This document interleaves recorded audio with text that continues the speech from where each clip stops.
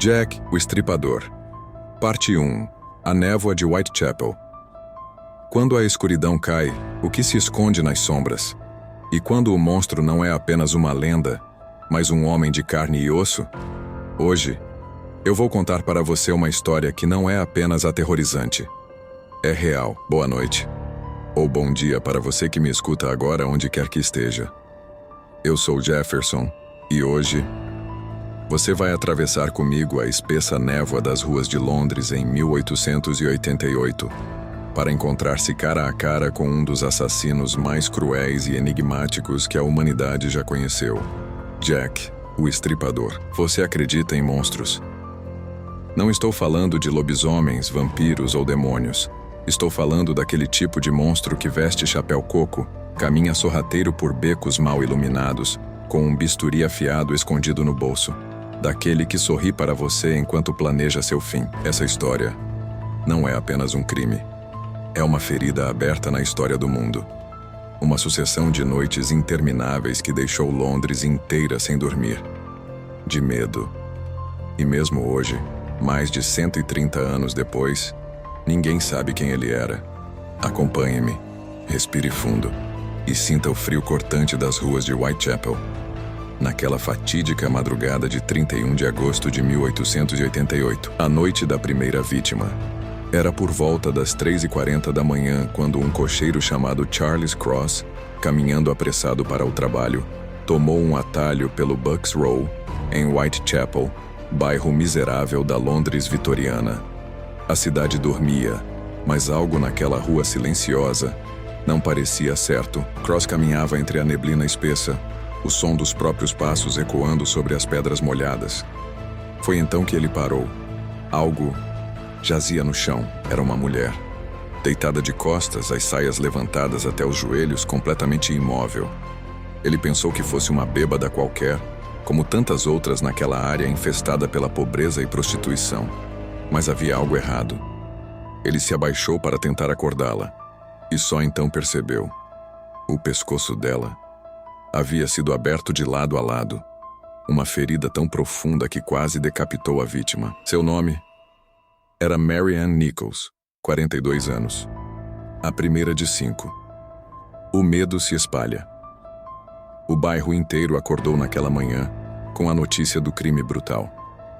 Whitechapel, já um lugar decadente, se afundava ainda mais no medo.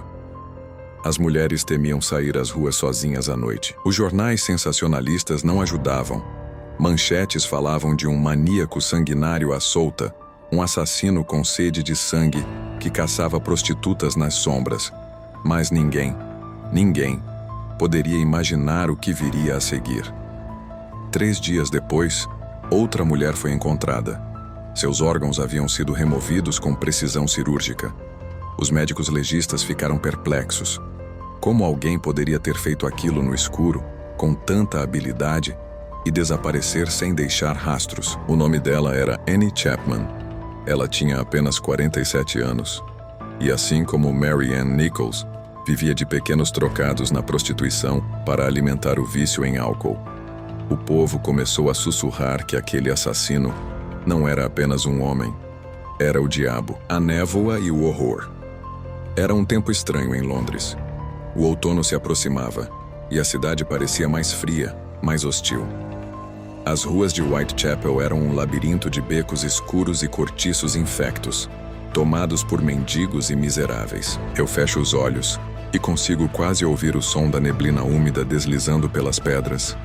Sentir o cheiro metálico do sangue fresco naquela madrugada em que Elizabeth Stride e Catherine Eddowes foram assassinadas. Na mesma noite. Foi em 30 de setembro, e a brutalidade aumentava. Stride foi encontrada com um único corte na garganta, como se o assassino tivesse sido interrompido antes de concluir seu ritual macabro. Já Eddowes, seu corpo foi encontrado mutilado além do imaginável. Suas entranhas estavam expostas, seu rosto desfigurado. A essa altura, a polícia já havia recebido cartas do suposto assassino. Cartas que começavam com um tom quase debochado. Dear Boss. Querido chefe. Assinadas por um nome que ficaria para sempre gravado na história do crime. Jack the Ripper. Jack, o Estripador. E é aqui, nesta atmosfera de pavor, incerteza e névoa, que nós encerramos a primeira parte dessa história. Um homem sem rosto, um bisturi afiado e uma cidade inteira à mercê do medo. Quem era ele? Por que matava? E por que parou? As perguntas ainda ecoam pelos becos de Whitechapel. Mas uma coisa é certa: aquilo não foi apenas um crime. Foi um pesadelo que jamais acordou. Jack o Estripador. Parte 2. As Cartas do Inferno. Quando o assassino começa a falar, o que ele quer realmente? Intimidar? Brincar com o medo? Ou confessar? Quando a polícia recebeu a primeira carta, não imaginava que estava diante de um jogo doentio, comandado por alguém que conhecia a própria escuridão melhor do que ninguém. Whitechapel, outubro de 1888. O bairro já não era o mesmo. A cada novo crime, a multidão ficava mais histérica, os jornais mais sensacionalistas e os becos mais silenciosos. As prostitutas caminhavam apavoradas, cobrando o dobro para se arriscar nas ruas frias depois do pôr do sol. A Scotland Yard, impotente, tropeçava em falsas pistas e testemunhas desencontradas. E foi então que ele começou a se manifestar. A primeira carta. Era fim de setembro quando o Central News Agency recebeu uma carta com destino à polícia. O envelope era manchado de um tom avermelhado. A caligrafia, grosseira, porém estranhamente calculada. E no topo, uma saudação mórbida. Dear Boss. Querido chefe. O autor zombava da polícia, criticava as investigações e ainda prometia continuar matando. A carta dizia: eles dizem que estou brincando, mas vocês logo vão saber que não. Adoro meu trabalho e quero começar novamente. Vocês logo ouvirão falar de mim com minhas travessuras engraçadas. Assinado Jack o Estripador. Foi a primeira vez que o mundo ouviu aquele nome. Os investigadores inicialmente acreditaram que se tratava apenas de mais uma farsa, como tantas outras cartas enviadas por curiosos e doentes mentais da época. Mas a próxima vítima confirmaria que o autor conhecia detalhes que ninguém fora da cena do crime deveria saber. A cartão postal e a carta do inferno. Pouco depois, um cartão postal chegou às mãos da Scotland Yard, avisando que o trabalho continuaria. Não terminei ainda. Vocês vão ouvir falar de mim de novo logo. Assinado Jack. E então, um novo envelope ainda mais perturbador foi entregue. O papel estava sujo, e dentro havia metade de um rim humano preservado em álcool. O bilhete dizia: do inferno, Sr. Lusk. Envio metade do rim que tirei de uma mulher. Guardei o outro pedaço para mim e comi. Era muito bom. O destinatário era George Lusk, chefe do comitê de vigilância local. Os legistas atestaram. Aquele pedaço de rim vinha de fato de uma mulher assassinada recentemente. As cartas não eram apenas provocações. Eram avisos. A cidade em pânico. A essa altura, Londres não dormia mais. As ruas de Whitechapel eram patrulhadas noite e dia. Jornais exploravam cada detalhe macabro dos assassinatos, vendendo edições especiais às multidões famintas por sangue e fofoca. Grupos de vigilantes armados circulavam pelos becos, prontos para linchar qualquer homem suspeito. E não faltaram suspeitos: carniceiros, médicos, marinheiros, estrangeiros pobres. Até mesmo um príncipe da família real foi citado como possível culpado. E eu confesso, lendo os relatos daquela época, é impossível não imaginar o medo sufocante que aquelas mulheres sentiam ao sair à noite. Qualquer homem que se aproximasse na escuridão poderia ser ele. Qualquer olhar frio, qualquer gesto abrupto. E a cada novo corpo, a certeza de que ninguém conseguia detê-lo. O monstro brinca com a cidade. Os detetives acreditavam que o assassino era alguém com conhecimentos médicos, a precisão dos cortes, a remoção dos órgãos, a frieza de quem opera com um bisturi no escuro. E ele parecia gostar da própria fama. As cartas só aumentavam a sensação de que não era apenas um assassino, mas um manipulador. Um homem que se alimentava do terror que espalhava. Um artista do medo. E enquanto todos corriam, investigavam, acusavam, ele continuava invisível. E você já parou para pensar nisso? Quantas vezes naquela multidão apavorada, Jack, o estripador não passou por eles? Sorrindo, discreto, talvez até oferecendo ajuda para uma das vigias noturnas. Ele não era um monstro mítico. Era um homem, entre eles. E é aqui que encerramos a segunda parte da nossa jornada. As cartas continuaram chegando, as vítimas também. E cada vez mais, a linha entre o real e o inexplicável se tornava turva. Quem era Jack, o estripador? Um louco? Um médico? Um aristocrata? Ou apenas alguém que jamais seria pego, porque ninguém ousava olhar para ele de verdade? Talvez nós nunca saibamos. Jack, o estripador. Parte 3. O homem invisível. Como se caça um fantasma? Como se prende um assassino que parece evaporar? Quando as ruas estão cheias de homens suspeitos, como distinguir o monstro do humano? E se no final, todos estiverem errados? O terror já não era apenas psicológico. Whitechapel estava à beira de um colapso social. Os jornais denunciavam a incompetência da polícia. As prostitutas protestavam. E o governo, em silêncio, observava a revolta popular ganhar força. Era uma questão de honra e de sobrevivência política, pegar Jack, o estripador. Mas ele nunca se deixava pegar. Os homens que nunca foram. Logo após o assassinato de Mary Ann Nichols, a polícia de Londres, liderada pelo inspetor Frederick Eberline, começou uma caçada sem precedentes. Mais de 2.000 pessoas foram interrogadas. 100 acabaram detidas temporariamente. Nenhuma foi condenada. Alguns nomes, porém, se destacaram. O carniceiro da rua Dorset, um açougueiro chamado John Pizer, conhecido como Leather Apron, avental de couro, foi um dos primeiros suspeitos. Ele já tinha histórico de violência contra prostitutas e circulava pelos becos escuros de Whitechapel com uma faca sempre à mão. Foi preso, interrogado, mas logo solto por falta de provas. Avental de couro não era Jack, o príncipe sombrio. Outra teoria mais sinistra ganhou força na imprensa. O assassino poderia ser ninguém menos que o príncipe Albert Victor, duque de Clarence, neto da rainha Vitória. Dizia-se que ele frequentava prostitutas, contraiu sífilis e enlouqueceu, matando mulheres em surtos psicóticos. Para muitos, era impensável que um membro da família real fosse preso, mesmo que fosse culpado. Mas também não havia provas concretas. O cirurgião fantasma. Um dos suspeitos mais intrigantes era um cirurgião polonês, refugiado em Londres, chamado Aaron Kosminski. Ele tinha histórico de delírios paranoides e profundo ódio por mulheres. E os cortes cirúrgicos nos corpos das vítimas pareciam indicar alguém com prática médica.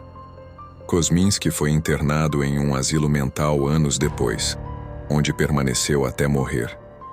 Nunca foi formalmente acusado, o artista do mal. Outro nome que se destacou foi o do pintor Walter Sickert.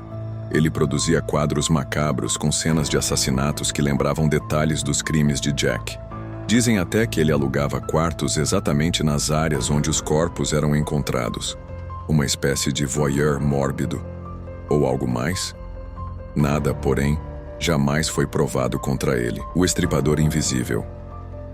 Os investigadores se perdiam em suas próprias teorias. Uns diziam que o assassino era um médico respeitado, que se infiltrava na alta sociedade de dia e caçava à noite. Outros acreditavam que fosse um estrangeiro pobre, que se misturava à multidão anônima de Whitechapel sem jamais chamar atenção. Havia quem jurasse que fosse alguém da própria polícia, sabotando as investigações. E outros acreditavam que fosse um ritual satânico, um culto secreto, algo muito maior do que um homem sozinho poderia ser. O fato é, cada suspeito tinha um álibi, ou faltavam provas. Jack era como fumaça. Todos o viam, mas ninguém o segurava. O legado do medo. Enquanto isso, novas cartas continuavam chegando, e novas vítimas apareciam. Sempre mulheres pobres, prostitutas esquecidas pela sociedade, abatidas como gado nas ruas escuras. O medo contaminava tudo. Mulheres usavam roupas de homens para não serem atacadas. Homens saíam em bandos armados, vigiando cada esquina. Mas Jack parecia brincar com todos. E se você parar para pensar, Não é exatamente isso que nos assusta? Saber que, em meio a centenas de rostos comuns, o monstro pode estar bem ali? O açougueiro, o médico, o nobre, o vizinho, e é aqui que termina a terceira parte da nossa jornada. Os becos de Whitechapel ainda guardam ecos dessa caça fracassada. Os nomes dos suspeitos continuam gravados nos arquivos, mas nenhum deles jamais confessou. E todos eles morreram antes que a verdade pudesse vir à tona. Jack o Estripador não foi um homem invisível, mas tornou-se um mito. E talvez seja por isso que ninguém nunca o pegou. Afinal, como se prende uma sombra? Jack o Estripador, parte 4. As Flores Murchas de Whitechapel. Os livros de história as chamam apenas de as 5 canônicas, mas antes de serem vítimas, elas foram mulheres. Tiveram nomes, sonhos, dores e uma última noite aterrorizante em que olharam nos olhos do monstro. Hoje, nós damos voz a elas. Muita gente ainda acredita que Jack escolhia suas vítimas por acaso. Mas quando se olha mais de perto, há um padrão. 5 mulheres, todas moradoras de Whitechapel, todas vivendo à margem da sociedade, todas prostitutas em algum momento da vida. Mulheres invisíveis para o mundo. Até que a morte as colocou na história. E cada morte foi mais cruel que a anterior. Mary Ann Nichols, a primeira pétala arrancada. Era madrugada, 31 de agosto de 1888. Mary Ann Nichols, conhecida como Polly, tinha 42 anos. Tinha filhos, mas estava separada do marido e morava em pensões baratas. Para pagar a cama naquela noite, ela tentou arrumar clientes pelas ruas geladas. Seu corpo foi encontrado às 3h40 no Bucks Row. O pescoço cortado quase até a coluna. O abdômen aberto por 2 longos rasgos, feitos com precisão. Testemunhas disseram ter visto um homem alto com cartola conversando com ela horas antes. Ela jamais voltou para casa. Annie Chapman, a segunda rosa partida. Uma semana depois, 8 de setembro, outra mulher foi encontrada. Annie Chapman, de 47 anos. Doente, alcoólatra, dormia em cortiços. Por volta das 5h30, seu corpo foi descoberto no pátio dos fundos de uma casa na Hanbury Street. O pescoço, cortado profundamente. O abdômen, completamente aberto, com os intestinos dispostos sobre o ombro. E o útero, removido. O assassino não apenas matava, ele se demorava. Fazia do crime um ritual. Elizabeth Stride, a flor interrompida. Na chamada noite dupla, 30 de setembro, 2 mulheres morreriam. A primeira foi Elizabeth Stride, sueca, 44 anos. Seu corpo foi encontrado por volta da 1h da manhã, em Dutfields Yard. Diferente das anteriores, ela tinha apenas o corte no pescoço. Nada de mutilações. Para muitos, isso indicava que o assassino foi interrompido antes de concluir sua macabra coreografia. Catherine Eddowes, a mais mutilada. Menos de 1 hora depois, outro corpo apareceu. Catherine Eddowes, 46 anos. Seu rosto foi desfigurado com cortes profundos. O nariz, arrancado. As pálpebras, cortadas. E o abdômen, aberto, com os rins removidos. Seu corpo foi encontrado em Mitre Square. E ali, a brutalidade de Jack atingiu um novo patamar. As ruas ficaram mais geladas naquela madrugada. Mary Jane Kelly, o apogeu do horror. E então veio ela, a última das 5 canônicas.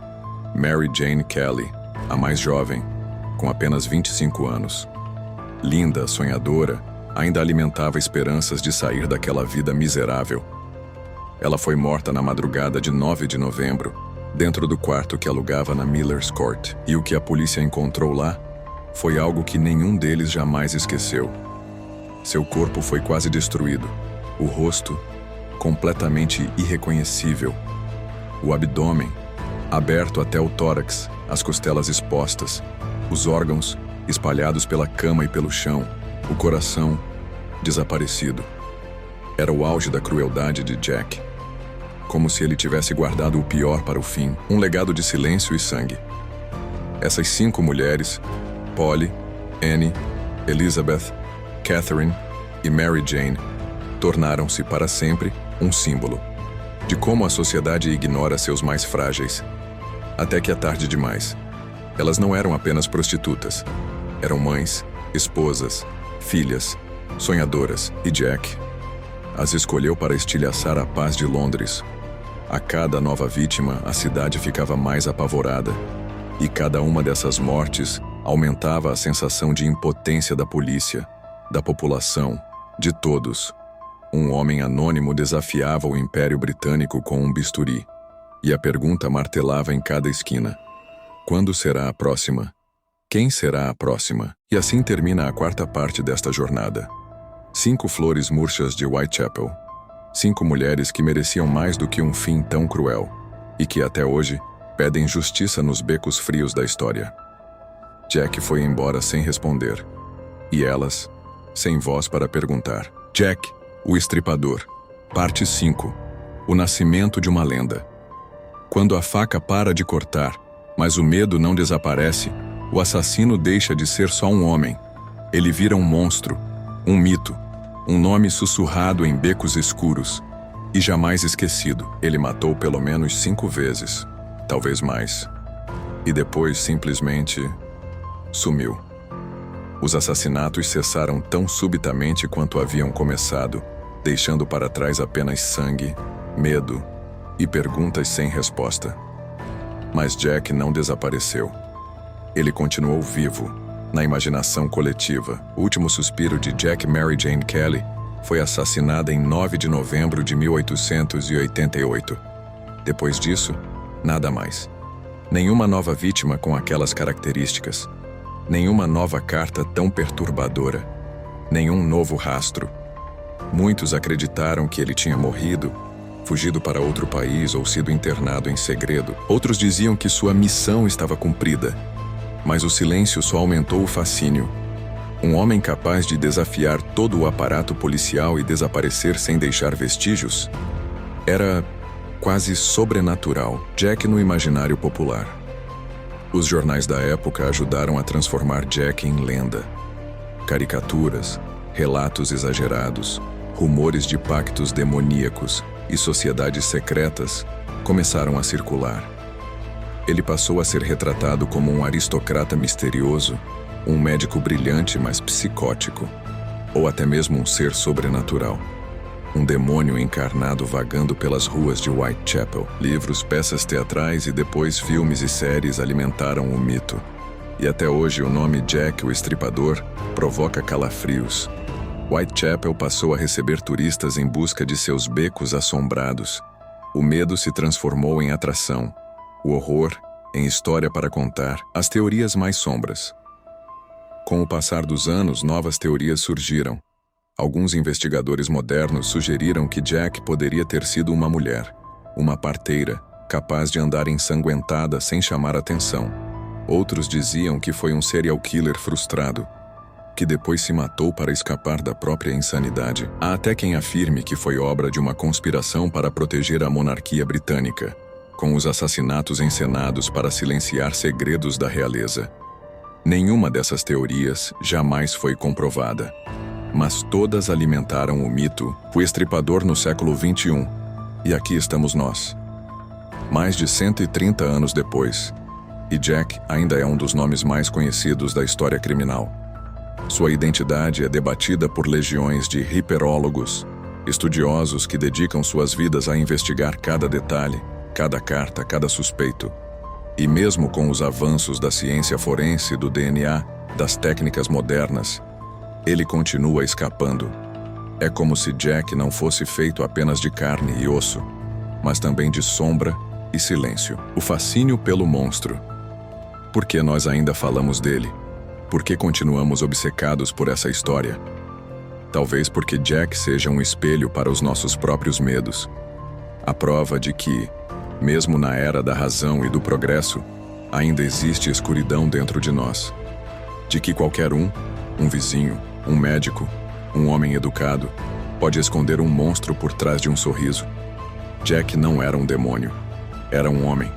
E isso é muito mais assustador. E assim encerramos a quinta parte dessa jornada. Whitechapel ainda guarda suas memórias, suas cicatrizes, suas sombras. Jack permanece lá, nos becos, nos arquivos, nos pesadelos, não mais como assassino, mas como um mito.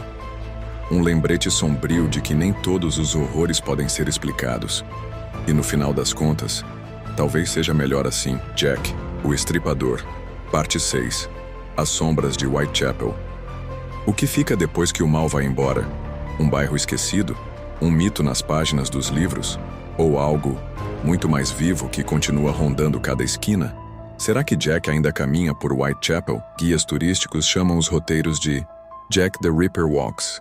Centenas de visitantes percorrem Miller's Court, Bucks Row, Hanbury Street, Mitre Square. Os guias narram a história enquanto sombras se arrastam pelas paredes.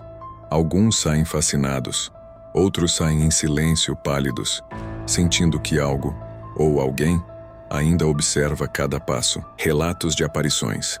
Não são poucos os relatos paranormais vindos de Whitechapel. Funcionários de bares antigos relatam ouvir gemidos e gritos abafados no porão, onde corpos eram guardados. Turistas juram ter visto, no fim de becos escuros, a figura de um homem alto de cartola, parado, olhando fixamente e sumindo logo em seguida. Em Miller's Court, onde Mary Jane Kelly foi mutilada, moradores dizem ouvir choros de uma mulher à madrugada. Alguns sentem cheiro de ferro, de sangue fresco, mesmo depois de 130 anos.